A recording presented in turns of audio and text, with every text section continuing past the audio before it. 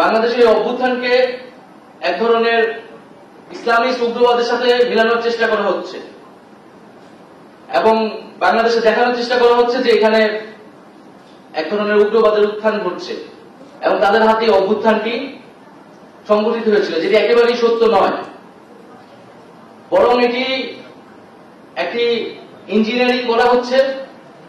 কারণ আমরা জানি বাংলাদেশে ইসলামিস্ট উগ্রবাদ তৈরি হলে ভারতের যারা উগ্রবাদী রয়েছে তাদের জন্য এটা সহায়তা হয়।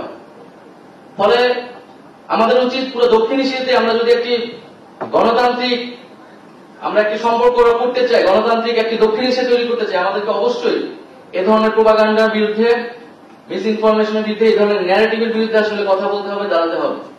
ভারতের পত্রিকা দি ইকোনমিক টাইমস 11 সেপ্টেম্বর তাকে হিজবুত তাহরীর সদস্য হিসেবে অভিহিত করা হয়েছিল কোন ধরনের তথ্য প্রমাণ ছাড়াই, এবং সেই একই সুর আমরা দেখলাম আনন্দবাজার পত্রিকায় করা প্রতিফলিত হয়েছে।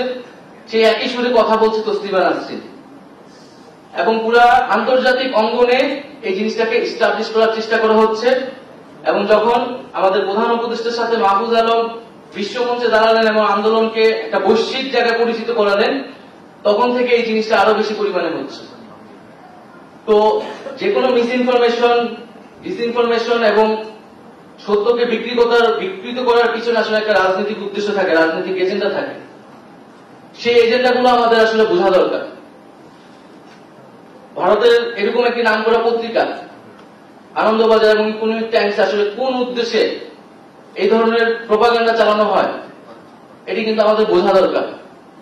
এবং আমরা চাই যারা ইন্ডিয়াতেও রয়েছেন, গণতান্ত্রিক মানুষ রয়েছেন, তারা এটা নিন্দা এবং প্রতিবাদ জানাবে।